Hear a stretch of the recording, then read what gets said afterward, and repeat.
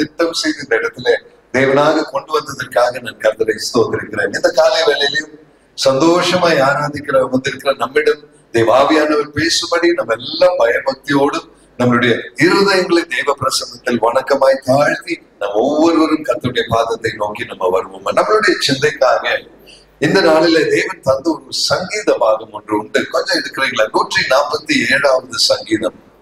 அதனுடைய முதல் சில வசனங்களை நம்ம சற்று தியானித்து பார்க்க போகிறோம். கர்த்தர் தருகிற இந்த பூமியில் இருக்கிற வாழ்க்கையின் ஒவ்வொரு நாளும் எவ்வளவு விசேஷித்தது. இந்த 147வது சங்கீதம் அதனுடைய முதல் வசனத்திலிருந்து நம்ம படிக்க ஆரம்பிப்போம்.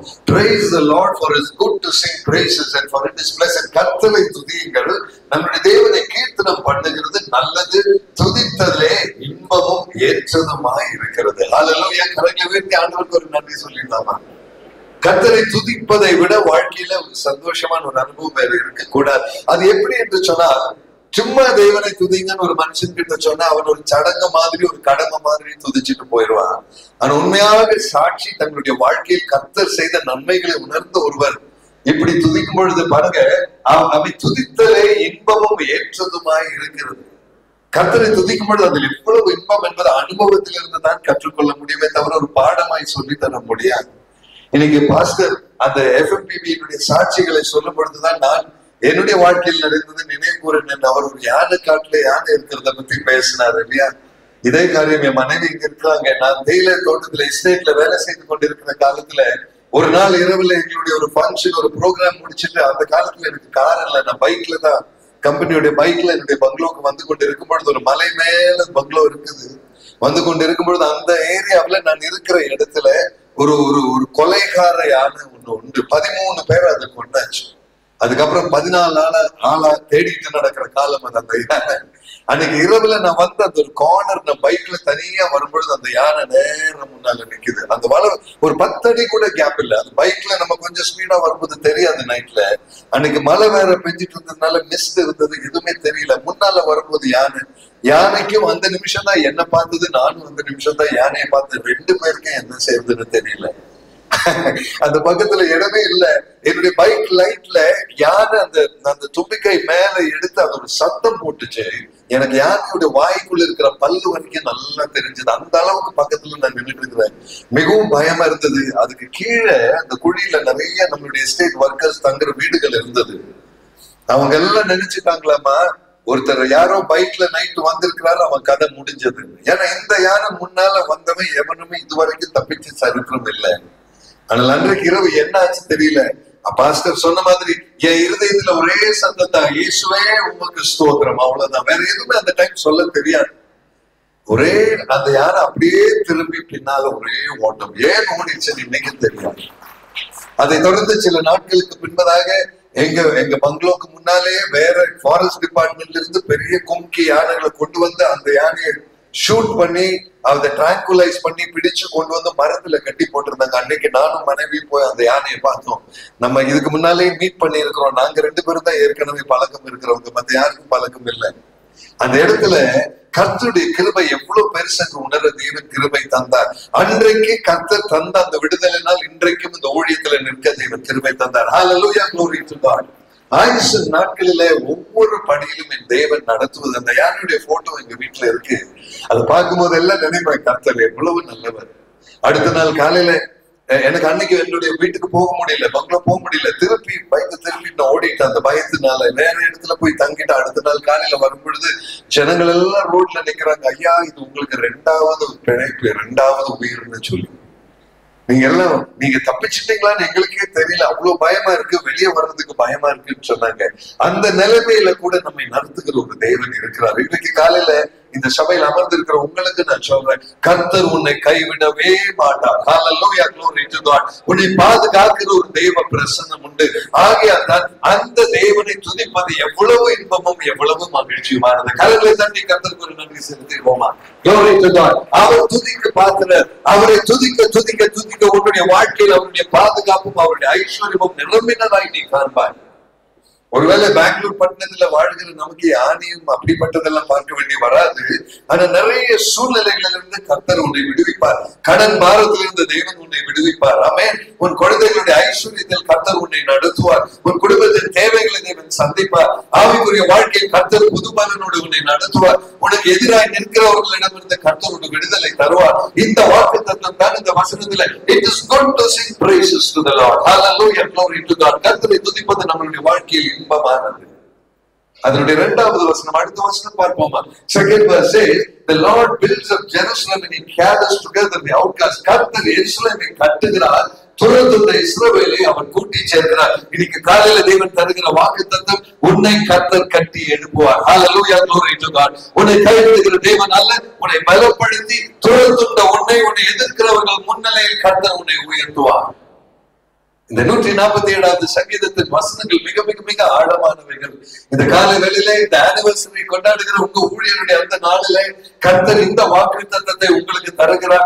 வாழ்க்கையில ஏதாவது துரத்துண்டப்பட்ட, இல்லைன்னா மற்றவன் என்னை வெறுக்கிறான், நான் தனிமைப்பட்டு இருக்கிறேன் என்று சொல்கிறியா, கர்த்தர் உன்னை கூட்டி சேர்க்கிற நாட்கள் வரப்போகிறது. Receive that blessing in the name of Jesus. Hallelujah, glory to God. இதுதான் தேவ குழந்தைக்கு கர்த்தர் தருகிற வாக்குத்தத்தம். அதனுடைய அடுத்த வசனம் பார்க்கலாமா? 3வது வசனம் பாருங்களேன்.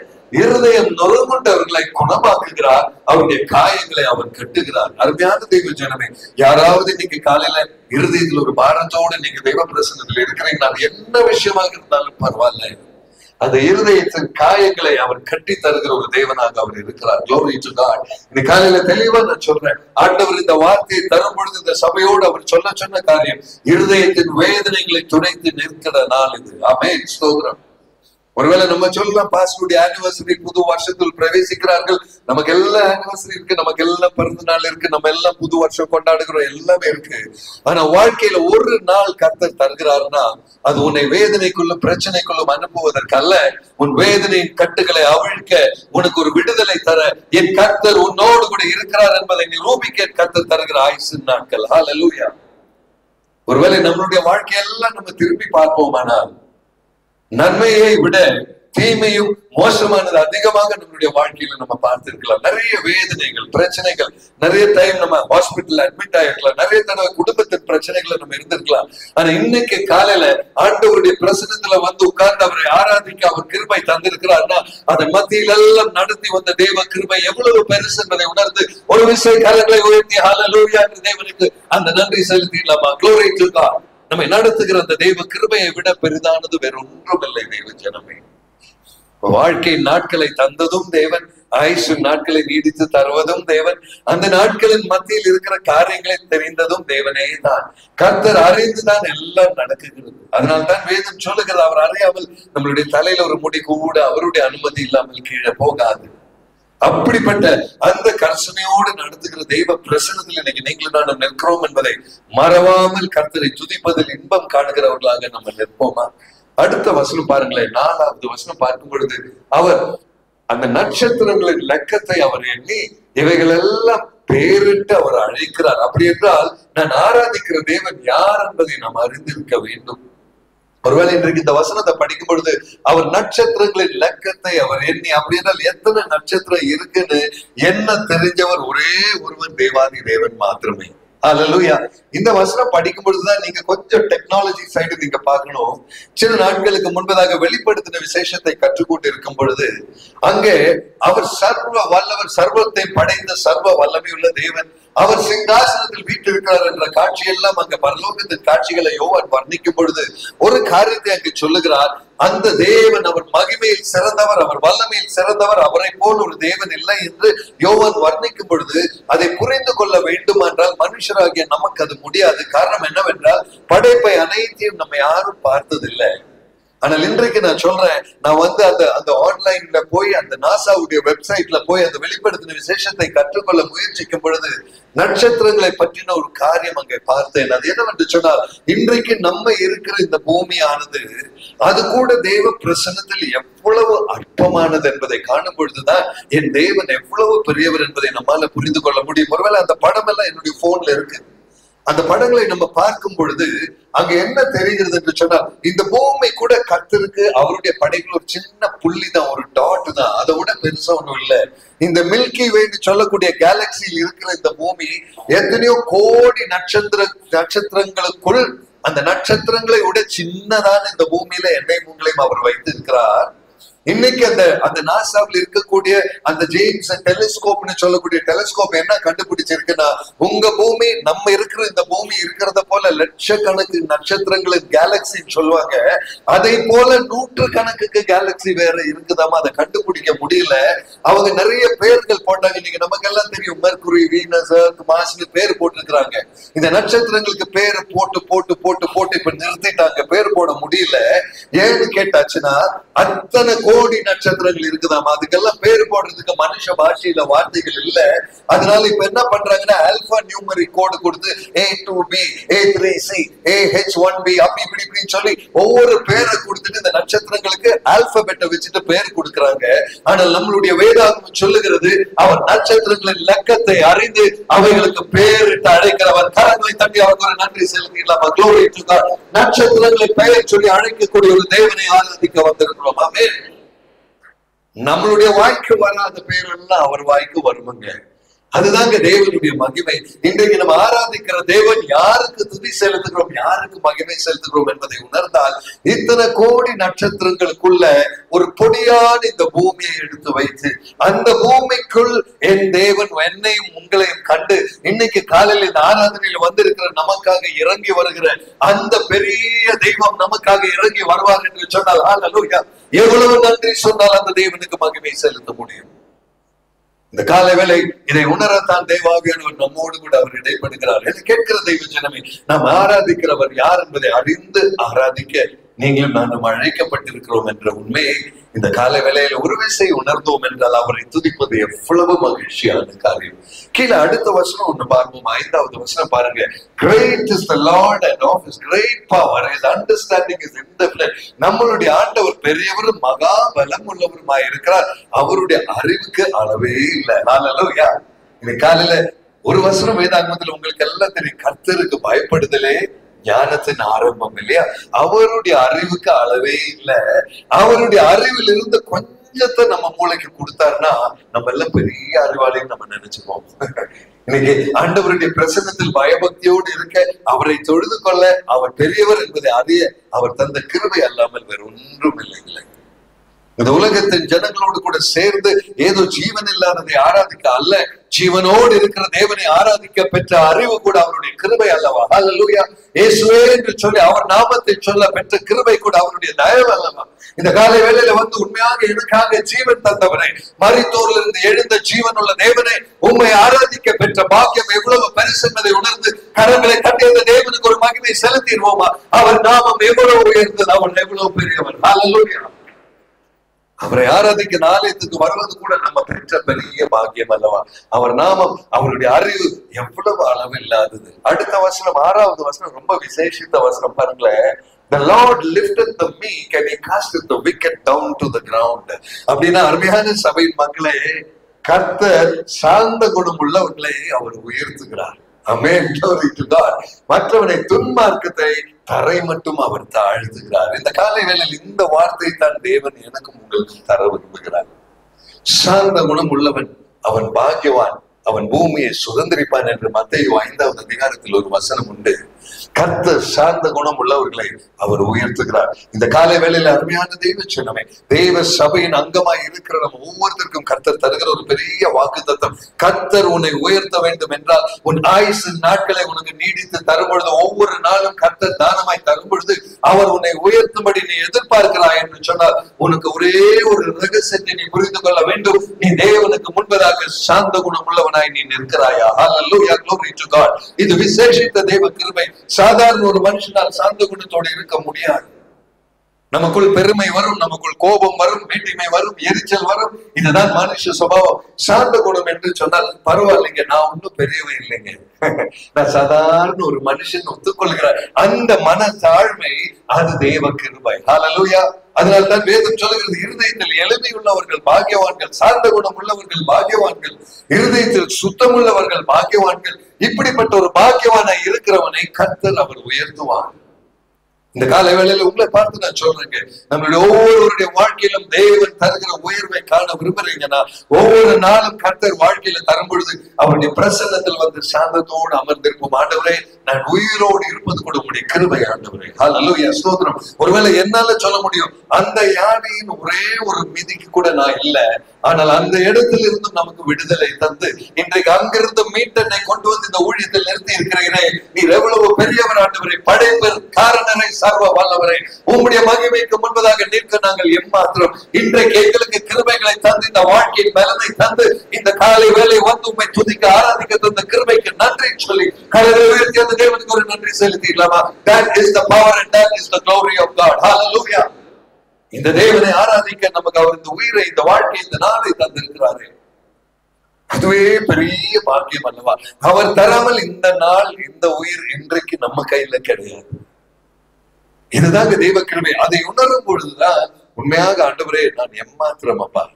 நம்ம எல்லாம் வாழ்க்கையின் பிரச்சனைகளை வைத்து, ஏன் என் வாழ்க்கையில் இப்படி இருக்கு, எதற்கு எனக்கு இந்த கடன் பிரச்சனை, எதற்கு எனக்கு இந்த வியாதி, இந்த கேள்விகள் எல்லாம் கேட்டுட்டு நம்ம இருக்கிறோம்.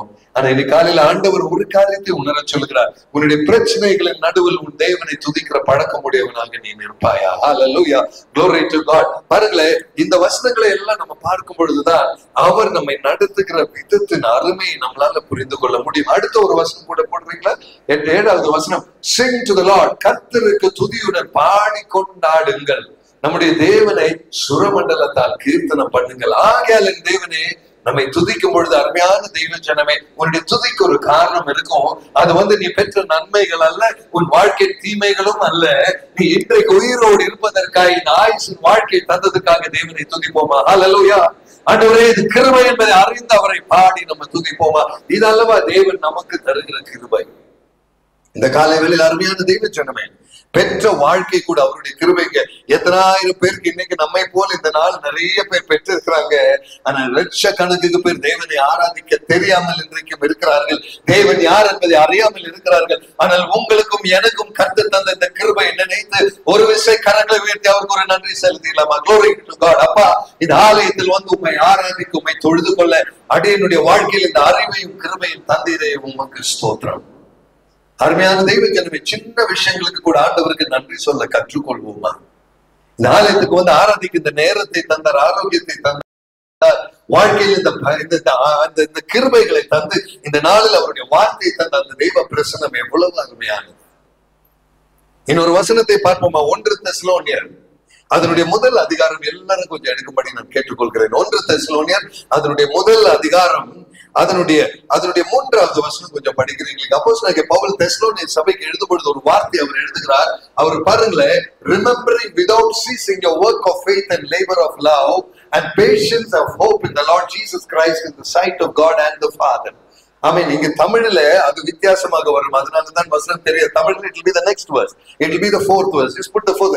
எங்கள் ஜெபங்கள் இடைவிடாமல் உங்களை குறித்து விண்ணப்பம் பண்ணி உங்கள் எல்லாருக்காகவும் எப்பொழுதும் தேவனை நாங்கள் ஸ்தோத்திரிக்கிறோம். Just go back to the previous verse, the second verse. 2வது வசனம் பாருங்களேன். ரெண்டாவது வசனம், we give thanks to God always for you making mention of you in prayers. அப்படி என்றால் பவுல் சொல்லுகிறார், மற்றவனுக்காக ஜெபிக்கிற ஒரு பழக்கம், பிறருக்காக ஜெபிக்கிற ஒரு பழக்கம். உங்களுக்காக நாங்க ஜெபிக்கிறோம், உங்க வாழ்க்கையில் விசுவாசத்தை கண்டு நாங்கள் தேவனை துதிக்கிறோம். எங்க வாழ்க்கைக்காக அல்ல, மற்றவனுடைய வாழ்க்கைக்காக தேவனை துதிக்க. இந்த கால வேளையில் இந்த சபையில் வந்திருக்கிற தெய்வ ஜனமே, கர்த்தரை பாடுவது நல்லது, அவரை துதிப்பது நல்லது. அவர் நட்சத்திரங்களை கூட பெயர் சொல்லி அழைக்கிறவர், அவருடைய ஞானத்தை போல் ஞானமுடையவன் ஒருவன் இல்லை என்பதை கத்தனா இந்த காலை வேளை தெய்வ ஞானத்தில் ஒரு காரியம் கூட உணர்ந்து கொள்ள வேண்டும். உன்னை தவிர பிறனை நினைத்து கர்த்தரை துதிக்கிற ஒரு சாந்த குணமுள்ளவனாய் நீ இருப்பாயா?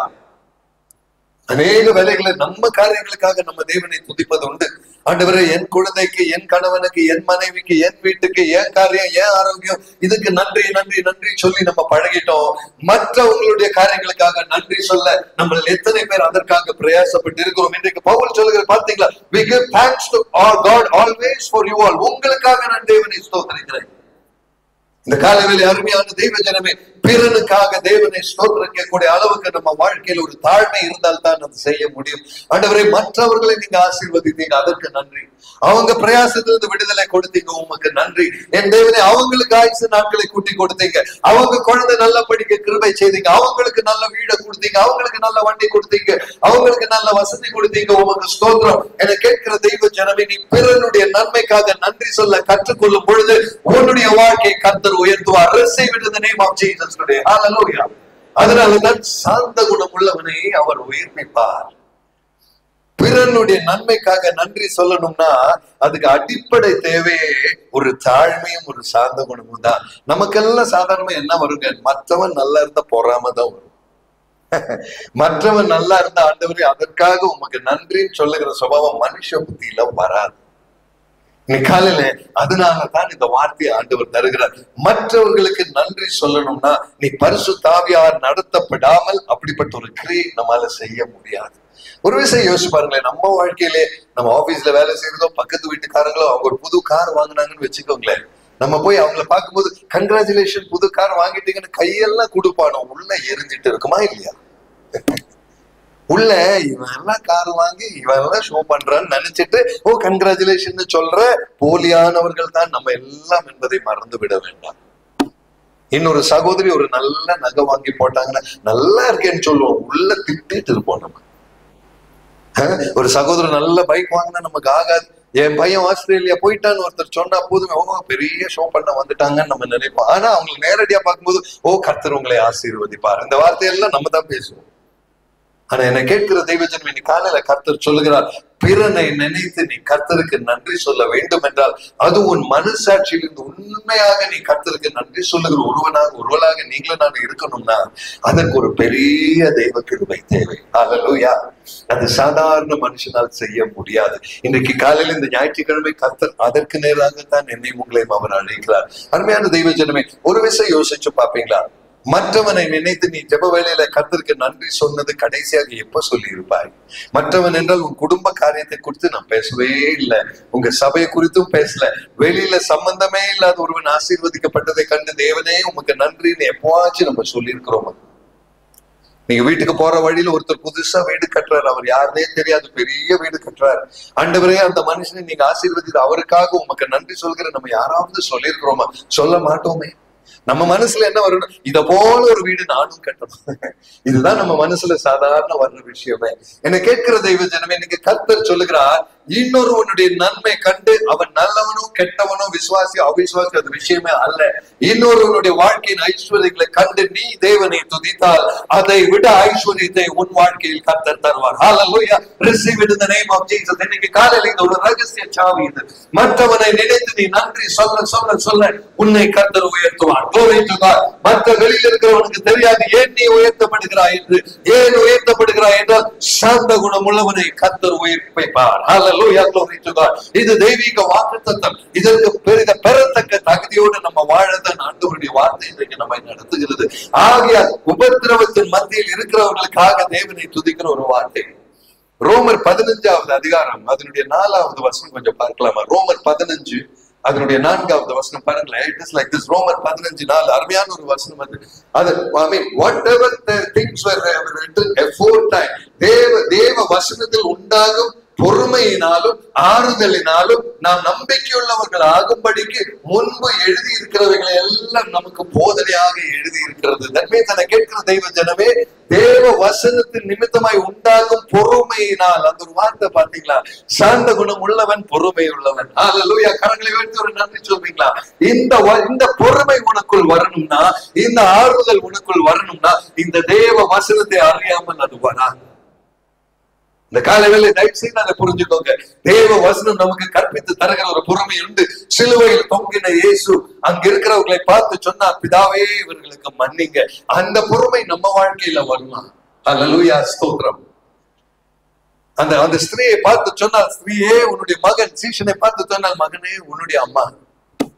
இந்த இடத்துல அந்த கல்லனை பார்த்து சொன்னார், இன்று நீ என்னோடு கூட பரதீசில் இருப்பாய். அருமையான தெய்வ ஜனமே, உன்னுடைய வாழ்க்கையில நீ ஒரு வேதனையின் கட்டத்தில் கடந்து கொண்டு இருக்கும் பொழுது மற்றவனுக்கு ஒரு ஆசீர்வாதமான வார்த்தை சொல்ல உன்னுடைய நாவனால் முடியுமா? ஒரு விஷயம் கொஞ்சம் யோசிச்சு பார்ப்போம், நம்மளால முடியுமா? நானே டென்ஷன்ல இருக்கேன், இங்க போ, எங்க பக்கம் வராதுன்னு சொல்லி எரிஞ்சு பேசுகிறவர்கள் நம்ம. என் காரியமே சரியாகல, நான் போய் எப்படி உனக்கு உதவி செய்யறது? உனக்கு எதுவும் என்னால செய்ய முடியாது, எனக்கு கொஞ்ச நேரம் தனிய விடு. இந்த பேச்சு தான் மனுஷனுடைய பேச்சு எல்லாமே.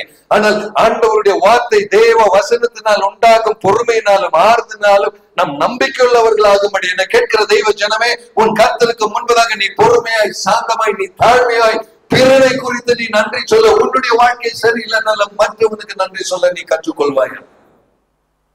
இது சாதாரண மனுஷ சுபாவம் அல்ல, இது சாதாரண ஒரு பிரசங்கமும் அல்ல. இந்த காலை வேளையில இந்த சபைக்கு தெளிவாக தேவன் சொல்லுகிறார், உன்னை உயர்த்த விரும்புகிற தேவனுடைய வாக்கு தத்தம் இது. இந்த அக்டோபர் மாசம் முதல் ஞாயிற்றுக்கிழமை என் கர்த்தர் தருகிற வாக்கு தத்தம் இது. என்னை கேட்கிற தெய்வ ஜனமே, கடந்த 9 மாசம் என்ன நடந்தது என்பதல்ல, இந்த 10வது மாசத்தில் அடி எடுத்து வைத்திருக்கிற நீ இன்று முதல் பிறருக்காக நன்றி சொல்ல கற்றுக்கொள்வாயா? அதை உன்னுடைய வாழ்க்கையின் ஒரு கடமையாக ஏற்றுக்கொள்வாயா? அதை செய்கிற உன்னுடைய வாழ்க்கையை கர்த்தர் மாற்றி தருவார். Glory to God. Hallelujah. நீ எதை குறித்து கவலைப்பட்டுக் கொண்டு இருக்கிறாயோ அதிலிருந்து ஒரு விடுதலை தருகிற ஒரு தெய்வ பிரசன்னம் உன்னை சூழ்ந்து கொள்ளும். இன்னொரு வசனம் பார்ப்போமா? 1 கொரிந்தியர் 13வது அதிகாரம் 13வது வசனம். 1 கொரிந்தியர் 13வது அதிகாரம் அதனுடைய 13வது வசனம். 13. இங்க பாருங்க, and now abideth faith, hope and love, and the greatest of these is love. இப்பொழுது விசுவாசமும் நம்பிக்கையும் அன்பும் உண்டு, ஆனால் நிலைத்து நிற்கிறது இவைகளில் அன்பே பெரியது. ஹalleluya. Glory to God. இந்த காலை வேளையிலே அருமையான தெய்வ ஜனமே, அன்பு உன்னுடைய வாழ்க்கையில் இருக்கும் என்று சொன்னால் உனக்குள் பெருமை வராது. அன்பு இருக்கும் என்று சொன்னால் நீ சாந்த குணம் உள்ளவனாய் காணப்படுவாய். ஆண்டவருடைய வார்த்தை சங்கீதத்தில் சொன்னது, சாந்த குணம் உள்ளவனை அவர் உயிர்ப்பிப்பார். இந்த காலை வேளையில விசுவாசம் இருக்கிறது, நம்பிக்கை இருக்கிறது, அன்பு, இது 3 இருக்குது. அந்த greatest of these is love. இன்னைக்கு ஒரு காரியம் நான் உங்களுக்கு சொல்லட்டுங்களா? உங்ககிட்ட அன்பு என்ற ஒன்று உங்க வாழ்க்கையில மேலோங்கி நிற்குமானால் பிறனை காணும் பொழுது அங்க பொறாமை வராது, பிறனை காணும் பொழுது அங்க எரிச்சல் வராது, பிறனை காணும் பொழுது அங்க அவனுக்கு குறைவான மனப்பான்மை வராது, குற்றம் சொல்ல தோணாது. அந்த அன்பு உன்னை சாந்தம் உள்ளவனாய் உன்னை நடத்தும். Hallelujah. Glory to God. இந்த காலவேளை அருமையான கிறிஸ்தவ தெய்வ ஜனமே, நம்மளுடைய வாழ்க்கையில இயேசு கிறிஸ்து சொல்லி தந்த இந்த அன்பின் பாதையை பின்பற்ற நீங்களும் நானும் இன்றைக்கு அழைக்கப்படுகிறோம். இந்த சமுதாயத்துல அந்த பாதை இல்லவே இல்லை. இன்னைக்கு வெளி உலகத்துக்கு போனீங்கன்னா இந்த அன்போ, மற்றவனை பாராட்டுறதோ, இந்த வேலையே கிடையாது. நான் எப்படி நல்லா இருக்கலாம், நீ எப்படி போனா எனக்கு என்ன, இதுதான் இந்த உலகம். அந்த உலகத்தின் மத்தியில நீங்க நல்லா இருந்தா எனக்கு சந்தோஷங்கன்னு சொல்லுகிற ஒரு முட்டாளை தேடி இன்னைக்கு காலையில ஆவியானவர் நம்மோடு பேசுகிறார். அல்லேலூயா. இன்னைக்கு நான் சொல்றேங்க, be a fool for Christ. கர்த்தருக்காக ஒரு முட்டாளை போல நிற்போமா?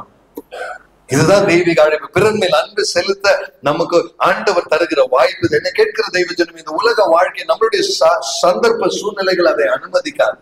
நம்மளுடைய சொசைட்டியின் பழக்க வழக்கங்கள் அதை அனுமதிக்காது, நம்மளுடைய கலாச்சாரங்கள் அதை அனுமதிக்காது. ஆனால் தெய்வ பிரசன்னத்தில் தெய்வ பயத்துடன் நிற்கிற ஒரு மனுஷனே, சகோதரனே, சகோதரியே, உனக்குள் அந்த தெய்வ அன்பு பிரதிபலமாக வேண்டும் என்பது தெய்வீக விருப்பமாய் இருக்கிறபடி நான் அதற்காக நான் தேவனை ஸ்தோத்திரிக்கிறேன். ஹalleluya. இது தேவனுடைய அழைப்பு. அதனால்தான் பாருங்களேன், இந்த அன்பு செலுத்த முடியாதவர்களை பற்றி ஒரு வார்த்தை வேதாகமத்தில் உண்டு. தயவு செய்து நீங்க கோபப்படாமல் அந்த வார்த்தை படிக்கும்படி நான் கேட்டுக்கொள்கிறேன். பிலிப்பியர் 3வது அதிகாரம் அதனுடைய 17வது வசனம் ஒன்று பார்ப்போமா? பிலிப்பியர் 3வது அதிகாரம் அதனுடைய 17வது வசனம் பாருங்களேன். many fall, I mean என்னை பின்பற்றி சகோதரரே, நீங்கள் என்னோடு கூட பின்பற்றுகிறவர்களாகி நாங்கள் உங்களுக்கு வழிகாட்டுகிறபடி நடக்கிறவர்களை மாதிரியாக நோக்குங்கள். அப்படின்னா ஆண்டவருடைய வார்த்தை என்ன மாதிரி நமக்கு காண்பிக்குதோ, பிறன் மேல் அன்பு செலுத்து, சாந்த குணத்தோடு நடந்து கொள், தாழ்மையோடு நடந்து கொள். அப்படி என்றால் சகோதரரே, நீங்கள் என்னோடு கூட பின்பற்றுகிறவர்களாகி என்று அப்போஸ்தலனாகிய பவுல் சொல்லுகிறார். பவுலை பின்பற்றுகிறீங்கன்னா உன் வாழ்க்கையின் கஷ்டங்கள் அல்ல விஷயம். பவுலனுடைய வாழ்க்கையில நிறைய கஷ்டங்கள் இருந்தது, அது அல்ல விஷயம். பிறனுடைய கஷ்டங்களை ஏற்றெடுத்து நீ தேவ பிரசன்னத்துல நிற்பாயா? ஹalleluya. அருமையான தெய்வ ஜனமே, இது ஒரு வித்தியாசமான அழைப்பு. இதை நீ செய்யவில்லை என்றால் என்ன பிரச்சனை தெரியுமா? அடுத்த வசனம் சொல்லும் பிரச்சனை என்ன. 18வது வசனம், for many walk and even with weeping I tell you they walk as enemies of the cross of Christ. தெரிந்தோ தெரியாமலோ நீங்களும் நானும் கர்த்தருடைய சிலுவைக்கு விரோதிகளாக நம்ம நிற்கிறோம். ஏனெனில் அநேக வேறு விதமாய் நடக்கிறார்கள், அவர்கள் கிறிஸ்துவின் சிலுவைக்கு பகைஞர் என்று உங்களுக்கு அநேக தரம் சொன்னேன், இப்பொழுதும் கண்ணீரோடு சொல்லுகிறேன். என கேட்கிற தெய்வ ஜனமே, இந்த வசனத்தை, இந்த 18வது வசனத்தை படிக்கிற நீங்க ஒரு விஷயம் உங்க இருதயத்தை திரும்பி பார்க்கும்படி நான் கேட்டுக்கொள்கிறேன். சர்ச்சில் வந்து நின்று பிரைஸ் தி லார்ட் ஹல்லேலூயா ஆராதனை பாடி கை தட்டி காணிக்க போட்டு கம்யூனியன் எல்லாம் எடுத்துட்டு நம்ம போயிடலாம். ஆனா உன்னுடைய வாழ்க்கையில உண்மையாக நீ கிறிஸ்துவின் சிலுவையை ஆராதிக்கிறவனா இல்ல கிறிஸ்துவின் சிலுவையை பகைக்கிறவனா? இந்த கால வேளையில ஒரு விஷயம், கிறிஸ்துவின் சிலுவை பகைக்கிறவனுடைய அடையாளம் என்ன அதை பார்ப்போமா? அங்கிருந்து நம்ம வாழ்க்கை என்னன்னு கொஞ்சம் புரிஞ்சுக்க முடியும். அடுத்த வசனம் போடுங்க தம்பி, 19வது வசனம் பாருங்களேன். whose end is destruction, அவர்களுடைய முடிவு அழிவு, அவர்களுடைய தேவன் அவர்களுடைய வயிறு. தயவு செய்து என்னை கேட்கிற தெய்வ ஜனமே, இந்த வார்த்தையை படிக்கும்போது அது கொஞ்சம் கஷ்டமா தான் இருக்கும். அவர்களுடைய தெய்வம் அவர்களுடைய வயிறு, அவர்களுடைய மகிமை, அவர்களுடைய லட்சை, அவர்களுடைய பூமிக்கு ஏதுவானங்களை மாத்திரம் சிந்திக்கிறவர்களாய் இருப்பார்கள். இப்படிப்பட்டவன் கிறிஸ்துவின் சிலுவைக்கு விரோதியானவன். அப்படி என்றால் இன்றைக்கு காலையில ஒரு விளக்கத்தை நான் கொடுக்கிறேன். சங்கீதத்துல படிச்சுட்டோம், தேவன் ஞானத்தில் உயர்ந்தவர், அவர் பெரியவர், நட்சத்திரங்களை பெயர் சொல்லி அழைக்கிறவர், ஆனால் சாந்த குணம் உள்ளவனை அவர் உயிர்ப்பிப்பார் என்று நல்லா நம்ம படிச்சோம். இன்னைக்கு ஒரு காரியத்தை ஆண்டவர் கேட்கிறார். அவருடைய வார்த்தையின் கிருபை இல்லாமல் நம்மளால பொறுமையாகவும் சாந்தமாகவும் இருக்க முடியாதுன்னு நம்ம படிச்சோம். ஆனா ஆண்டவர் ஒரு காரியத்தை சொல்லுகிறார், உன்னுடைய தேவன் உன்னுடைய இயேசு கிறிஸ்துவா இல்ல உன்னுடைய வயிறு? அருமையான தெய்வஜனம், அந்த வயிறுங்கிற வார்த்தைக்கு என்ன அர்த்தம் தெரியுமா? இந்த உலகத்துல நான் நல்லா இருக்கணும், ஐஸ்வர்யமா இருக்கணும், நிறைய பணம் இருக்கணும், சௌகரியத்தோட வாழணும், 4 பேர் என்ன மதிக்கணும், நான் பெரியவனா இருக்கணும், எனக்கு எல்லாம் சந்தோஷமா திருப்தியா சாப்பிட்டு தூங்கணும். அப்படிப்பட்டவருடைய தேவன் அவருடைய வயிறு. That means இந்த வாழ்க்கையில இது சௌகரியங்கள் கிடைப்பதற்காக தேவனை ஆராதிக்கிறவன் அவன். அப்படிப்பட்டவன் சிலுவைக்கு விரோதமானவன். இந்த காலை வேளை உங்களை பார்த்த சபையை ஆண்டவருடைய வார்த்தையின் தெளிவில் நான் சொல்றேங்க, நமக்குள்ள எல்லாம் எங்கேயோ இந்த ஒரு சுபாவம் இருக்குங்க. இல்லைன்னு சொல்ல முடியாது. சொல்ல முடியுமா? நல்ல சாப்பாடு சாப்பிடணும், நல்ல ட்ரெஸ் போடணும், நல்ல வீட்டுல தங்கணும், நல்ல வேலை, நல்ல கை நிறைய சம்பளம் வாங்கணும், எல்லாம் இந்த ஆசையில எல்லாம் தப்பே கிடையாதுங்க.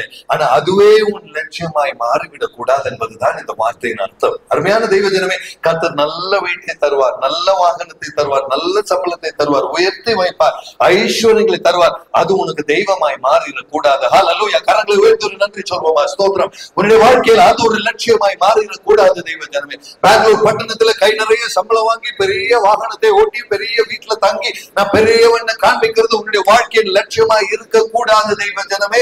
நீ சாந்த குணத்தோடு பிறனுக்காய் ஜெபிக்கிறவனாய் இருப்பியா, கர்த்தர் உன்னை உயர்த்துவார். Receive it in the name of Jesus. Hallelujah.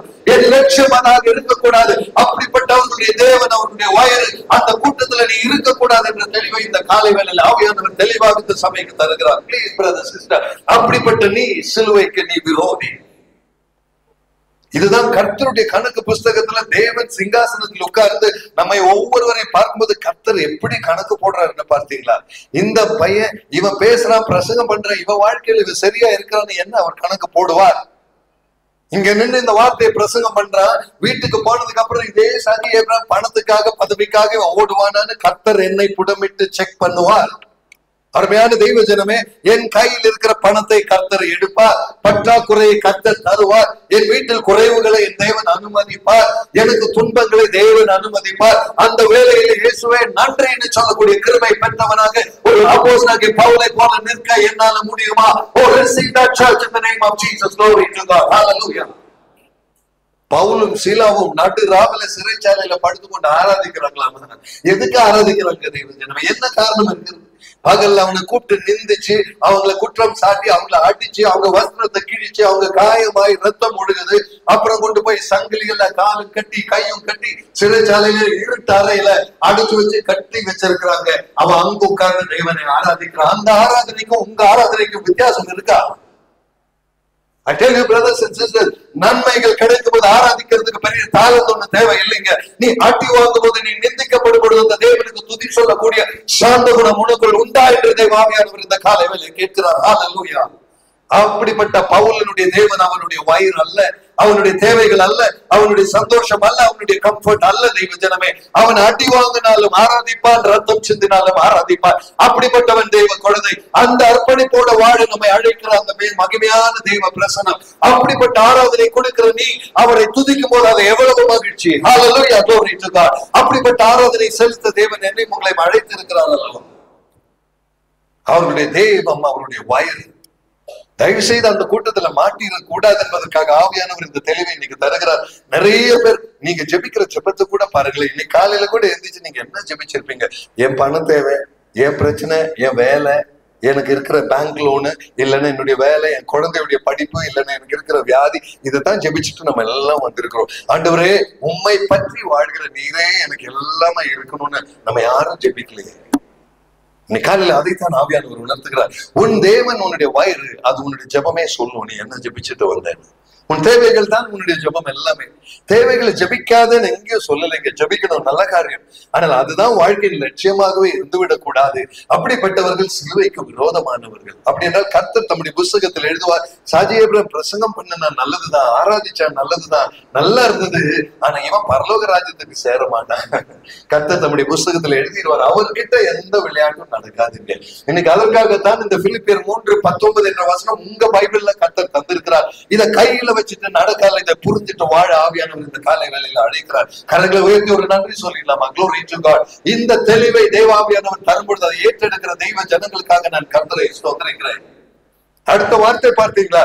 அவர்களுடைய மகிமை, not the verse, just go back. அவர்களுடைய மகிமை, அவர்களுடைய லட்சையே. That means இங்கிலீஷ்ல படிச்சீங்கன்னா their glory is in their shame. நீ வெளியில லட்சையாக மற்றவனுக்கு முன்பதாக வெட்கப்படக்கூடாது என்கிறதுக்காக ஸ்டேட்டஸும் பிரஸ்டேஜும் கொண்டு நடக்க நீ கர்த்தரை அல்லேலூயா ஸ்தோத்திரம் சொல்லுகிற ஒருவனாக நீ இருக்கிறாயா? இன்னைக்கு காலையில நான் கேட்கிறேங்க, கர்த்தர் எங்களை எல்லாம் ஆசீர்வதிச்சு வச்சிருக்கிறாங்க, பக்கத்து வீட்டுக்காரன் காண்றதுக்கு ஷோ பண்றவங்க தான் நம்ம எல்லாமே. அப்படி இருக்காதுன்னு ஆண்டவருடைய வார்த்தையை சொல்கிறது. என்கிட்ட பணம் இருக்கு, நாங்க வெளியில போய் சாப்பிடுவோம், நாங்க ட்ரிப்பு போவோம், நாங்க டூர் போவோம், நாங்க ஃபேமிலி அப்படி இருக்கிறோம், என் பையனுக்கு பெரிய வேலை இருக்கு, என் மனைவி இந்த நகை போடுவாங்க, நான் இந்த பிராண்டட் ட்ரெஸ் தான் போடுவேன்னு அந்த ஒரு ஆட்டிடியூடு உன் மனசுல இருக்குன்னா உன் மகிமை உன்னுடைய லட்சையே. அப்படிப்பட்ட நீ சிலுவைக்கு விரோதமானவன். தயவு செய்து அதை கேட்கிற தெய்வ ஜனமே, என்னை தப்பா புரிஞ்சுக்க வேண்டாம். இந்த வார்த்தை தெளிவை நீங்க இன்னைக்கு உணரும்படியாக ஆவியானவர் சொல்லுகிறார். Glory to God. Receive it in the name of Jesus. Glory. Hallelujah. பணத்தின் மேன்மையும் ஸ்டேட்டஸும் பொசிஷனும் உன் பாரம்பரியமும் காண்பிக்க வாழ அழைக்கப்பட்டவன் அல்ல நீ. உனக்கு இருக்கிற பாரம்பரியம் ஒன்றே ஒன்று, சிலுவையில் சிந்தின ரத்தத்தை தவிர வேறு என்றும் இல்லை. அவர் தந்த கிருபை அல்லாமல் இந்த மூச்சும் இல்லை, இந்த வாழ்க்கையும் இல்லை. அவர் முன்னிலையில போய் நின்று ஸ்டேட்டஸ் காண்பிக்கிறவன் அவருடைய சிலுவைக்கு விரோதி. அருமையான தெய்வ ஜனமே, உன்னுடைய மகிமை உன்னுடைய லட்சையா? அப்படி என்றால் சர்ச்சுக்கு வரும்பொழுது நான் போடுற ட்ரெஸ் தான் பெஸ்டா இருக்கணும், 4 பேர் நான் போட்ட ட்ரெஸ் பார்க்கணும், நான் போட்டிருக்கிற வாட்ச் 4 பேர் பார்க்கணும், என் கையில இருக்கிற போன் 4 பேரை காமிக்கணும்னு சர்ச்சுக்கு வர்றவங்க இருக்கிறாங்க. இன்னைக்கு காலையில கர்த்தர் சொல்லுகிறார், உன்னுடைய பெருமையை காண்பிக்க தேவாலயத்துக்கு வருகிற நீ, உன்னுடைய மகிமை உன்னுடைய லட்சியே உனக்கிட்ட இல்லைன்னு 4 பேர் நினைக்க கூடாது. அதற்காக ஸ்டேட்டஸை காமிச்சிட்டு நம்ம நடக்கிறோம். 4 பேர் நான் பெரியவன் நினைக்கிறோம். அதுக்குதான் நம்ம Facebook, நம்ம இன்ஸ்டாகிராம், நம்ம எல்லாமே இன்னைக்கு இருக்கிற சோசியல் மீடியா பூரா நம்ம யாருன்னு காண்பிச்சு லைக் வாங்குறதுக்கு. அதுக்குதான் இந்த செல்ஃபி போட்டு நடக்கிறோம் நம்ம எல்லாருமே. இன்னைக்கு ஆண்டவர் தெளிவாக சொல்லுகிறார், அப்படிப்பட்ட உன்னுடைய மகிமை அவர்களுடைய லட்சியை. தயவு செய்து தெய்வ ஜனமே, உன்னுடைய ஸ்டேட்டஸ், உன்னுடைய பிரஸ்டீஜ், உன்னுடைய பொசிஷனை வைத்துக் கொண்டு கர்த்தர் நல்லவன் ஏமாத்தி கொண்டு நடக்காதே. தெளிவா நான் சொல்றேன், உன் கையில இருக்கிற பொருளை வச்சு கர்த்தர் நல்லவர்னு மற்றவனுக்கு சொல்ற மாதிரி சொல்லி காட்டி கர்த்தரை காண்பிக்கல, பொருளை காண்பிக்கிறதுக்கு நம்ம நடக்கிறோம். நிறைய வேலையில நம்ம ஜாக்கிரதையாக இருக்க வேண்டிய இடம் இது. அறியாமல் சிலுவைக்கு விரோதியாய் மாறுகிறோமா? இயேசு கிறிஸ்து சிலுவையில தோங்கும் போது நான் பெரிய தேவகுமாரன்னு காமிச்சுக்கலைங்க. அவர் அடி வாங்கினாருங்க, அவர் தாடியை இழுத்தாருங்க, அவர் அறுக்கப்பட போகிற ஆட்டுக்குட்டியை போல வாயை மூடி பேசாம நின்னாருங்க. அவர் நினைச்சா பேசி இருக்கலாமா? நான் பேசலைங்க. அந்த தாழ்மை, அந்த சாந்த குணத்தை நீயும் தரித்து அந்த சிலுவையின் மகிமையை உணர்ந்தவனாக நீ வாழும்படி இந்த காலை வேளையில தேவன் தருகிற அழைப்பை ஏற்றெடுக்க நீ தயாரா? கரங்களை தட்டி அந்த சிலுவைக்கு ஒரு நன்றி செலுத்திடலாமா? Let's give glory to God. He took the shame upon the cross. எனக்காக அவர் நிந்தையை அனுமதித்தாரே, அந்த நிந்தையை மறைக்கு நான் வாழக்கூடாது. அவர் நாமத்திற்காக வெட்கப்படுவதற்கும் நான் தயார் என்ற முறையில் என்னை தாழ்ந்த என்னால் முடியுமா? இதல்லவா உண்மையான கிறிஸ்தவ வாழ்க்கை. இதற்கல்லவா தேவன் நம்மை அழைக்கிறார். இப்படிப்பட்ட ஆனிவர்சரி தேவன் நமக்கு தரும் பொழுது, வாழ்க்கையில் ஒரு பிறந்த நாளை தேவன் தரும் பொழுது, ஒரு ஆனிவர்சரி தரும் பொழுது, அடுத்த வருஷத்தை ஏன் கர்த்தர் தருகிறார்? அந்த வருஷத்துக்குள் நீ இன்னும் உத்தமனாய் வாழும்படி அல்லவா? ஹல்லேலூயா, glory to God. நீ உணர்வோடு தேவ பிரசன்னத்தில் ஒவ்வொரு அடியும் எடுத்து வைக்க அல்லவா அந்த கர்த்தர் தருகிற ஆயுசு நாட்கள். glory to God. Receive it in Jesus name today. ஒவ்வொரு புது நாளும் உனக்கு புதுப்பிக்கப்பட்ட தேவ கிருபையின் அனுபவத்திற்கு அல்லவா? And this is the the grace of God. மூன்றாவது பார்த்தீங்களா, ஆமென், அவர்கள் பூமிக்கு அடுத்தவைகளை சிந்திப்பார்கள். இன்னைக்கு இதுதான் நிறைய குடும்பத்தில் நடக்கிறது. சொத்து பணம் அது இதுன்னு சொல்லி சண்டை போட்டுட்டு நடக்கிறாங்க. ஒரு மனுஷனுக்கு அன்பே கிடையாது. அந்த வீடு எனக்கு வேணும், அந்த சொத்து எனக்கு வேணும், இந்த பாரம்பரிய சொத்தெல்லாம் எனக்கு வரணும், இதே தான் வாழ்க்கை கண்ணோட்டமே. அப்படிப்பட்டவர்கள் சிலுவைக்கு விரோதமானவர்கள். தயவு செய்து என்னை கேட்கிற தெய்வ ஜனமே, 3 காரியங்கள் தெளிவாக வேத வார்த்தை சொல்லுகிறது. உன்னுடைய மகிமை உன் லட்சியாக இருக்கக்கூடாது. உன்னுடைய வயிறும் உன்னுடைய பிசிக்கல் தேவையும் உன்னுடைய தெய்வமாக மாறிவிடக் கூடாது.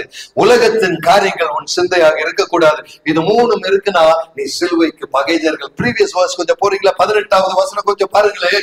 இப்படிப்பட்டவர்கள், ஏனெனில் அநேகர் வேறு விதமாய் நடக்கிறார்கள். இந்த வேறு விதமாய் நடக்கிறவன் தேவன் அவனுக்கு வயிறு, இந்த உலகத்தின் லட்சை அவனுக்கு மகிமை, இந்த உலகத்தின் சிந்தையுடையவனாக வேறு விதமாய் நடக்கிறார்கள். அவர்கள் கிறிஸ்துவின் சிலுவைக்கு பகைஞர் என்று உங்களுக்கு சொன்னதை போல மீண்டும் மீண்டும் மீண்டும் சொல்லுகிறேன். அருமையான தெய்வ ஜனமே, கர்த்தரை ஆராதிக்கிறேன் என்ற எண்ணத்தோடு சபைக்கு வந்து அந்த சிலுவை பகைக்கிறவனாக நான் இருந்து ஆராதனை செலுத்த முடியுமா? இந்த காலை வேளையில் உன்னுடைய ஆராதனைக்குள் இருக்கிற உண்மை எவ்வளவு என்பதை ஆவியானவர் உன்னுடைய இருதயத்தை பார்த்து கேட்கிற கேள்வி. How true are you in your worship? How genuine and sincere are you in the presence of God? கர்த்தருக்கு முன்பதாக நிற்கிற நீ எவ்வளவு உண்மையோடும் பரிசுத்தத்தோடும் என் தேவனை ஆராதிக்க இந்த காலை வேளையில அந்த தெளிவோடு தெய்வ பிரசன்னத்துல நம்ம வந்திருக்கிறோம் என்ற கேள்வி நம்மளுடைய மனசாட்சியை பார்த்து ஆவியானவர் இந்த காலை வேளை கேட்கிற கேள்வி. அந்த கேள்விக்கு முன்பதாக தெய்வ பிரசன்னத்தில் கணக்கு கொடுக்க நம்மளால முடியுமா? சகோதரனே சகோதரியே, தெளிவாக ஆவியானவர் நம்மை உணர்த்துகிறார். பிரதர், ரோமர் 8வது அதிகாரம் அதனுடைய 5வது வசனம் கொஞ்சம் எடுப்பீங்களா? ரோமர் 8 அதனுடைய 5வது வசனம். வார்த்தை மிக மிக மிக சம்டைம்ஸ் ரொம்ப ஷார்ப்பா இருக்கும். ரோமன்ஸ் 8:5. ஆமென். நீங்க பாருங்களேன், அன்று மாம்சத்தின்படி நடக்கிறவர்கள் மாம்சத்துக்குரியவைகளை சிந்திக்கிறார்கள், ஆவியின்படி நடக்கிறவர்கள் ஆவிக்குரியவைகளை சிந்திக்கிறார்கள்.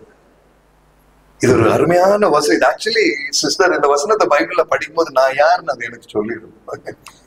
நான் ஆவிக்குரிய காரியங்களை நிறைய சிந்திக்கிற ஒரு சுபாவம் எனக்கு உண்டு. நான் பரிசுத்தாவியினால் நான் நடத்தப்படுகிறேன். இல்ல இந்த உலகத்தின் காரியங்கள், நாளைக்கு ஆபீஸ்ல என்ன செய்வேன், என் குழந்தைக்கு ஃபீஸ் எப்படி கட்டுவேன், எனக்கு அதை எப்படி பண்ணுவேன், இதை எப்படி பண்ணுவேன், இந்த டென்ஷன் போட்டு நடக்கிற நம்ம மாம்சத்தின் காரியங்களை சிந்திக்கிறவன் என்றால் நீ தேவனுடையவன் அல்ல. ஜனமே, தயவு செய்து இன்னைக்கு உங்க வாழ்க்கையை நீங்க இந்த வசனத்தை ஒரு கண்ணாடி மாதிரி வச்சு உங்க வாழ்க்கையை திரும்பி பார்த்தீங்கன்னா உங்களுக்கே தெளிவு கிடைச்சிடும். மாம்சத்தின்படி சிந்திக்கிறவன் மாம்சத்திற்குரியவன். இந்த வாழ்க்கையின் பிரச்சனையை வைத்துட்டு ஐயோ ஐயோன்னு புலம்புற நீ சிலுவைக்கு விரோதி மாத்திரம் அல்ல, நீ இந்த தேவன் நம்பிக்கை இல்லாதவன். ஆவியின் பிரகாரம் சிந்திக்கிறவன் ஆவிக்குரியவன். ஒருவேளை இந்த வசனத்தை படிக்கும் பொழுது இங்க இருக்கிற அனைவருக்கும் ஆவியில் நான் உணர்றேன், நம்ம எல்லாம் ஒரு குற்றத்தோட தான் நம்ம இங்க நிக்கிறோம். இன்னைக்கு இந்த வசனத்துக்கு முன்னால் ஐயோ நான் அப்படி இல்லையே, அந்த உண்மையான எண்ணத்தை பரிசுத்த ஆவியானவர் காண்கிறார். தயவு செய்து ஆண்டவரே எனக்கு அந்த ஆவிக்குரிய எண்ணங்கள் உடையவனாக என்னை மாற்றுங்கப்பான்னு நம்ம கேட்போமா? உண்மையாக நான் சொல்ற சபையை, இந்த தெய்வ கிருபையின் நேரம் இது. கர்த்தர் உன்னை மாற்றுவார். உன்னுடைய சிந்தைகளை தேவன் மாற்றி தருவார். அவர் உனக்கு விசேஷித்த கிருபைகளை உன்னுடைய வாழ்க்கைக்குள்ள அவர் அனுப்புவார். ஆவிக்குரியவர்களை சிந்திக்கிற ஒருவனாக, உலக மனுஷனை போல அல்ல, அவனை விட வேறு விதமாக வாழ்கிற ஒருவனாக கர்த்தர் உன்னை அழைக்கப்பட்டவனாய் நிறுத்துவார். சிஸ்டர், இன்னொரு வசனம் படிக்கிறீங்களா? ரோமர் 16 அதனுடைய 18வது வசனம். ரோமர் 16:18, 16வது அதிகாரம் 18வது வசனம் பாருங்களேன். அப்படிப்பட்டவர்கள் நம்மளுடைய கர்த்தராகிய இயேசு கிறிஸ்துவுக்கு ஊழியம் செய்யாமல் தங்கள் வயிற்றுக்கே ஊழியம் செய்து. இப்படிப்பட்ட ஒரு பெயர் நமக்கு வரக்கூடாது தெய்வ ஜனமே. தயவு செய்து பிழைப்புக்காக ஊழியம் செஞ்சா, சும்மா ஏதோ ஷோ காண்பிக்கிறதுக்காக பிரசங்கம் பண்ணா, ஏதோ ஜப கூட்டம்னு சொல்லி நடத்துறாங்க, இவங்க எல்லாம் பெரிய பாஸ்டர் நடிக்க வந்திருக்கிறாங்க. தயவு செய்து அப்படிப்பட்டவர்கள் நம்மளுடைய கர்த்தராகிய இயேசு கிறிஸ்துவுக்கு ஊழியம் செய்யாமல் தங்கள் வயிற்றுக்கு ஊழியம் செய்து. தயவு செய்து இன்னைக்கு காலையில தயவோடு நான் கேட்கிறேங்க, இயேசு கிறிஸ்துவை ஆராதிக்கிறேங்கிற பேர்ல இங்க வந்துட்டு நம்ம காரியத்திற்காக இங்க உட்கார்ந்து இருக்கிறோம்னா ஒரு விசை உங்க மனசாட்சி கொஞ்சம் திரும்பி பாப்பீங்களா? உண்மை என்னன்னா நம்ம 90% நம்ம அப்படிதான் வந்துருக்கோம். உண்மை என்னன்னா நம்ம தேவைக்கு தான் நம்ம வந்திருக்கிறோம். இன்னைக்கு காலையில எதுக்குங்க சர்ச்சுக்கு வர்றோம்? ஏதோ தேவை நமக்கு பின்னால இருக்கு. இல்லைன்னா யாரு சர்ச்சுக்கு வர்ற? நல்லா தூங்க வேண்டிய நேரம், இல்ல டிவி பார்க்க வேண்டிய நேரம். நேற்று நல்ல மழை பெஞ்சு பெங்களூர் கிளைமேட், தூங்குறதுக்கு சூப்பரா இருக்கு. எனக்கு காலையில எதுக்கு இங்க மெனக்கெட்டு இந்த சர்ச்சுக்கு வரும் சொல்லுங்களேன்? நமக்கு ஏதோ ஒரு தேவை நம்ம வாழ்க்கையில் இருக்கு, ஏதோ ஒரு பயம் இருக்கு நமக்கு. we are scared of something. நான் சர்ச்சுக்கு போகலன்னா ஏதோ ஒண்ணு சரி ஆகாது, என் வாழ்க்கையில என்னமோ ஆயிரும்ங்கிற பயத்துலதான். அது உண்மையா நம்ம மனசாட்சியை தொட்டு நம்ம ஒத்துக்குவோமா தெய்வ ஜனமே? தயவு செய்து நம்மளே நம்ம ஏமாத்த வேண்டாங்க தேவாலயத்துல. உண்மையா நம்ம இருதயத்தை தொட்டு பார்த்தா எனக்கு என்னமோ ஒரு பயம் இருக்கு, அதனாலதான் இன்னைக்கு நான் வந்திருக்கிறேன். அதுதான் அந்த வார்த்தை சொல்லுகிறது. அப்படிப்பட்டவர்கள் நம்முடைய தேவனாக இயேசு கிறிஸ்து ஊழியம் அல்ல, தங்கள் வயிற்றுக்கே ஊழியம் செய்து நய வசதிப்பினாலும் இச்சக பேச்சினாலும் கபடில்லாதவர்களுடைய இருதயங்களை வஞ்சிக்கிறவர்களாக இருக்கிறார்கள். தட் மீன்ஸ் இந்த இடத்துல நின்று நான் இந்த செய்தி கொடுக்கிறேன், சதி ஏபிரகாம் பேசுகிறது ஏதோ பெரிய நல்ல காரியம் போல தெரிந்து உங்களை வஞ்சிச்சுட்டு நான் போயிட்டேன்னா கர்த்தர் என்ன பிடிப்பாருங்க. முதலாவது என் வாழ்க்கையில நான் தெளிவா நிக்காம இந்த பிரசங்கத்தை நான் பண்ணக்கூடாது. இதைத்தான் ஆவியானவர் தெளிவாக எனக்கு சொல்லி தந்த காரியம். என்னுடைய வாழ்க்கையில் நான் உண்மை இல்லாமல் இந்த வசனத்தை பிரசங்கம் பண்ண கூடாது. இதை பிரசங்கம் பண்ணணும்னா முதலாவது என் வாழ்க்கையில் நான் அதை வாழ்ந்தால் உங்களுக்கு நான் சொல்லலாம், இல்லைன்னா மற்றவர்களை வஞ்சிக்கிற கூட்டத்துல கர்த்தர் என் பெயரை எழுதுவார். இந்த தெளிவை உணர்ந்துதான் இந்த வசனத்தை நான் பேசுறேன். அருமையான தெய்வ ஜனமே, இந்த தப்பை செஞ்சவன் தான் நானும். அதிலிருந்து திருந்துபடி தேவன் கிருபை தந்தார். இந்த காலை வேளை சபையின் மக்களே, உங்களுக்கும் அதே கிருபை தேவன் தந்தார். கரங்களை தட்டி கர்த்தருக்கு ஒரு நன்றி செலுத்தினோம். அவர் கிருபை உங்களை நிரப்புவதாக. Glory to God. அவருடைய அந்த தயவு உங்க வாழ்க்கையில் அந்த மாற்றத்தை கொண்டு வருவதாக. தயவு செய்து தெய்வ ஜனமே, we are not here to give a fair speech. Sister 2 Timothy 3வது அதிகாரம், 2 திமோத்தி 3வது அதிகாரம், அதனுடைய 4-5 வசனங்கள் கொஞ்சம் படிப்போமா? 2 திமோத்தி 3வது அதிகாரம் 4வது 5வது வசனம் பாருங்களேன். துரோகிகளாயும் துணிகரம் உள்ளவர்களாயும், அதாவது இதனுடைய 2வது வசனத்தை போட்டிருக்க தம்பி. 2வது வசனம், கடைசி காலத்தில் ஜனங்களுடைய சுபாவம் பாருங்களேன். For men, எப்படி என்றால் மனுஷர்கள் தற்பிரியராய் இருப்பார்கள். அப்படின்னா எனக்கு கிடைக்கணும், எனக்கு கிடைக்கணும், நான் நல்லா இருக்கணும், என் குடும்பம் நல்லா இருக்கணும். மனுஷர்கள் தற்பிரியராயும் பணப்பிரியராயும் வீம்புக்காரராயும் அகந்தை உள்ளவர்களாயும் தூஷிக்கிறவர்களாயும் தாய் தகப்பனுக்கு கீழ்ப்படியாதவர்களாயும் நன்றி இல்லாதவர்களாயும் பரிசுத்தம் இல்லாதவர்களாயும். ஒரே நிமிஷம், இந்த வசனத்தை பார்க்கும் பொழுது இதெல்லாம் நம்ம வீட்டுல இருக்கு இல்லைங்களா? அன்பு இல்லாதவர்கள், பணப்பிரியராய். இன்னைக்கு எல்லாருக்கும் பணம் சம்பாதிக்கணும். பைபிள் எவ்வளவு எத்தனை ஆயிரம் வருஷங்களுக்கு முன்பதாக எழுதப்பட்ட வசனம். இந்த கடைசி காலத்தில் மனுஷர் எப்படி மாறுவாங்க என்ன கேட்கிற தெய்வ ஜனமே, இந்த மாற்றம் உங்களுக்குள் வரக்கூடாது என்பதற்காக ஆவியானவர் இன்றைக்கு இதை எடுத்து காண்பிக்கிறார். நீ தற்பிரியனா இருக்கக்கூடாது. இன்னைக்கு எங்க போனாலும் நம்ம போன் எடுத்துட்டு செல்ஃபி செல்ஃபி செல்ஃபி, இதை போஸ்ட் பண்ணணும் இன்ஸ்டாகிராம்ல, ஃபேஸ்புக்ல, 4 பேர் பார்க்கணும், உனக்கு லைக் போடணும். இதுதான் தற்பிரியராய் நடக்கிற காலம். என்ன 4 பேருக்கு தெரியணும், நான் ஃபேமஸ் ஆகணும், நான் பெரியவன்னு சொல்லணும், என்ன பாராட்டணும். உங்க பேச்சு நல்லா இருந்ததுங்க, உங்க ஜெபம் ரொம்ப நல்லா இருக்குங்க, இப்படி பாராட்டணும். இதுக்குன்னே வாழ்றாங்க. யூடியூப்ல ஒரு வீடியோ போட்டா எத்தனை வியூ வந்தது, யாருக்கு என்ன ஆச்சுங்கிறது கவலையே நமக்கு இல்ல, எத்தனை பேர் பார்த்தாங்கிறதா இன்னைக்கு கவலையே. அருமையான தெய்வ ஜனமே, உங்களை பார்த்து நான் இன்னைக்கு சொல்றேங்க, தயவு செய்து தற்பிரியராய் இருக்காமல், தயவு செய்து பணப்பிரியராய் இராமல், வீம்புக்காரராய் வேணும்னு பிரச்சனை பண்றது. இன்னைக்கு அதனால தானே கோர்ட்ல ஏகப்பட்ட கேஸ் நடக்குது. அவனுக்கு சண்டை அடி. 4வது பாருங்க, அகந்தை உள்ளவர்களாய். நான் ஒண்ணு அவனுக்கு எல்லாம் தாழ்ந்து போக முடியாது, நான் யாரு, அவன் யாரு என் முன்னால நிக்கிறதுக்கு. இந்த ஆட்டிடியூடு பிசாசானவன் கொண்டு வருகிறது தெய்வ ஜனமே.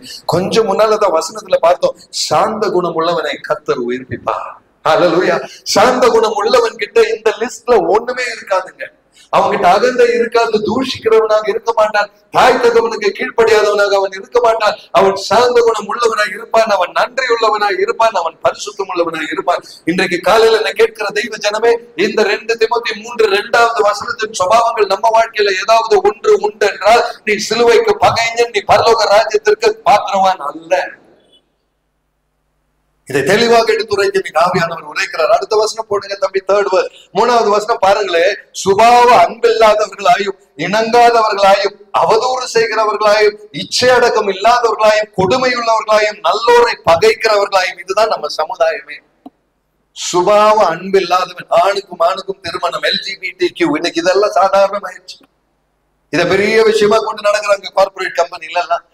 இணங்காதவர்களாயும், நீங்க போய் ஒருத்தர் கிட்ட பேசுனீங்க, ஐயோ நீ எல்லாம் யாரு போய் என்கிட்ட பேசுறது, நான் பெரிய உங்ககிட்ட எல்லாம் நான் வச்சுக்க மாட்டேங்கிற அளவுக்கு இன்னைக்கு ஸ்டேட்டஸ்ல நடக்கிறவங்கதான் வெளியே நம்மளால பார்க்க முடியும். இணங்காதவர்களாய், அவதூறு செய்கிறவர்களாய், இச்சை அடக்கம் இல்லாதவர்களாய். இன்னைக்கு மொராலிட்டி இல்லைங்க, வாழ்க்கையில சுத்தம் இல்லைங்க, பரிசுத்தம் இல்லைங்க, கர்த்தருக்கு முன்பதாக நேர்மையோடு வாழ்கிற ஒரு இருதயம் இல்லைங்க, கணவன் மனைவிக்குள்ள அந்த சத்தியம் இல்லைங்க, அது எழுந்து போச்சு. இன்னைக்கு வாலிபர்களுடைய வாழ்க்கைக்குள் அந்த நேர்மை இல்லைங்க. இன்னைக்கு ஏனோ தான் வாழ்கிற அசிங்கமான வாழ்க்கை. அந்த இச்சை அடக்கம் இல்லாதவர்களாய், கொடுமை உள்ளவர்களாய், நல்லோரை பகைக்கிற ஒருத்தன் நல்லா இருந்தானா இவன் எல்லாம் வாழ தெரியாதவன் சொல்லுகிற சமுதாயம் இது. இன்னைக்கு சாந்த குணத்தோட நடந்து பாருங்க, நீ ஏமாளின்னு சொல்லுவாங்க உங்களை பார்த்து. அதுதான் இன்னைக்கு நம்ம இருக்கிற சமுதாயம். இப்படிப்பட்டவர்களாய் இந்த சமுதாயம் மாறும். அடுத்த 4வது வசனம் பாருங்களேன்.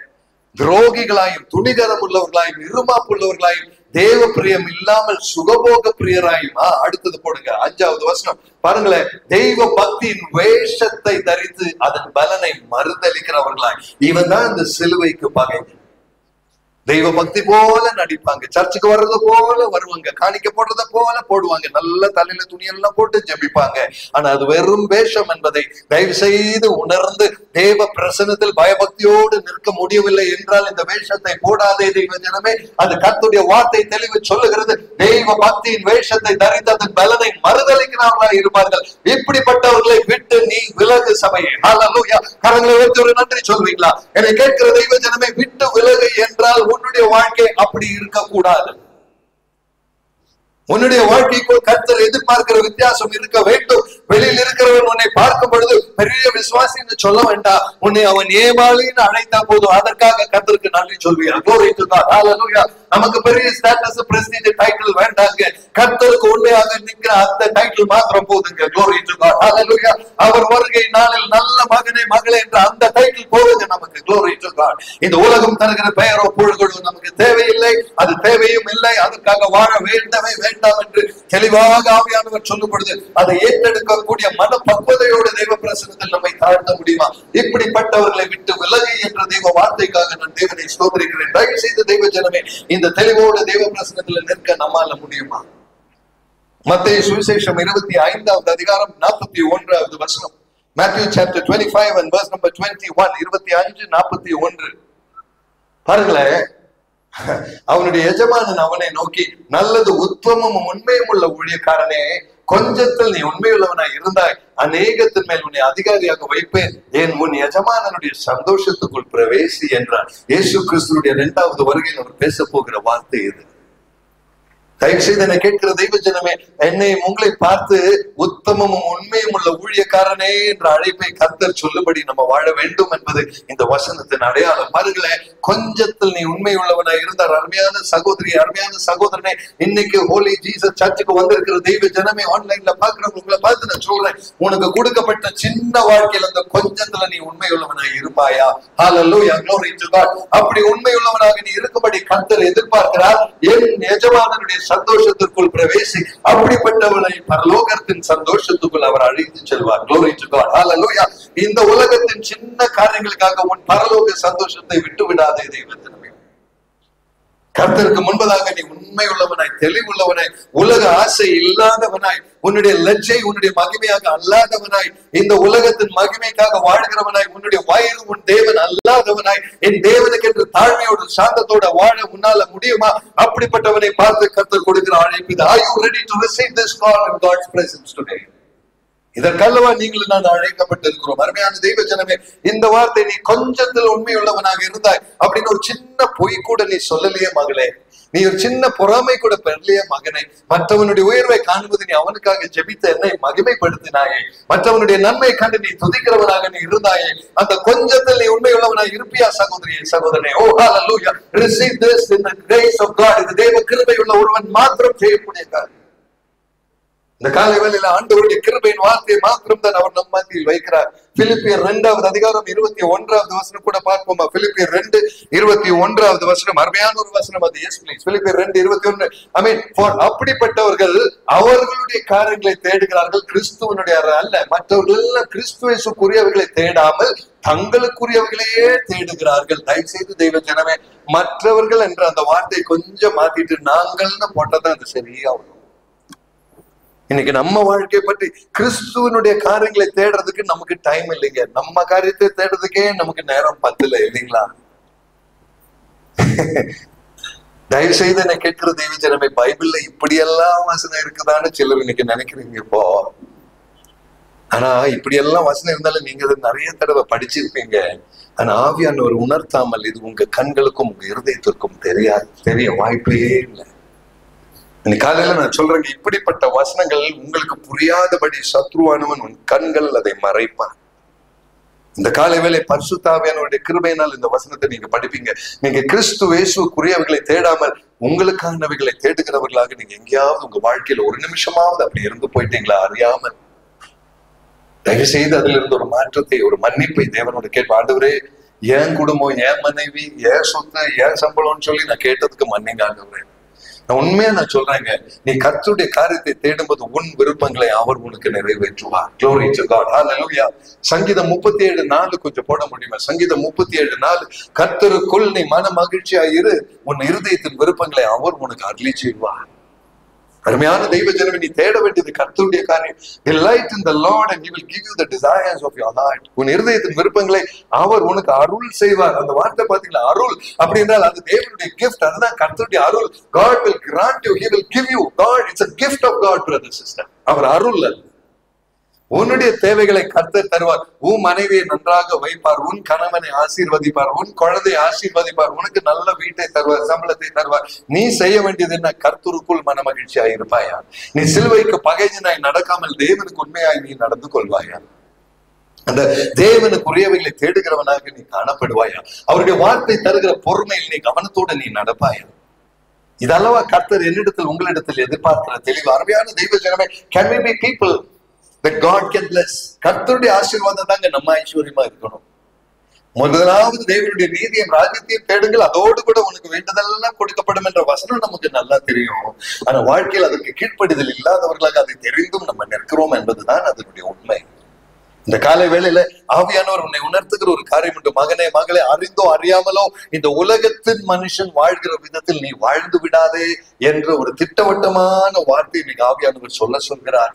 உன்னுடைய வாழ்க்கை வித்தியாசமானது இருக்கும்படி கர்த்தர் எதிர்பார்க்கிறார். நீ இயேசுவின் இரத்தத்தால் கழுவப்பட்டவன், நீ அவரால் அழைக்கப்பட்டவன், நீ அவருடைய குழந்தை என்றால் நீ உலக மனுஷனை ஒரு வித்தியாசமானவன். உனக்குள் இருக்க வேண்டியது சிலுவைக்கு ஏற்ற வாழ்க்கை. ஹல்லேலூயா. உனக்குள் இருக்க வேண்டியது தெய்வ பயமுள்ள வாழ்க்கை, சாந்த குணமுள்ள வாழ்க்கை, பரிசுத்தமுள்ள வாழ்க்கை. அருமையான தெய்வ ஜனம், இந்த உலகத்தில் அல்ல நம்மளுடைய நித்திய ராஜ்யம் என்பதை உணர்ந்து பிலிப்பியர் 3வது அதிகாரம் 20வது வசனம் கொஞ்சம் கடைசியா பார்ப்போமா? பிலிப்பியர் 3 அதனுடைய 20வது வசனம் பார்ப்போமா? அந்த வசனம் பாருங்களேன், அது இப்படி இருக்கிறது. இந்த பூமி, I mean, our citizenship is not in this world, for our conversation is in heaven, from whence we also look for the savior. நம்மளுடைய குடியிருப்போ பரலோகத்தில் இருக்கிறது. ஹல்லேலூயா. கரங்களை உயர்த்தி ஒரு நன்றி சொல்வீங்களா? ஆமென், ஸ்தோத்திரம்.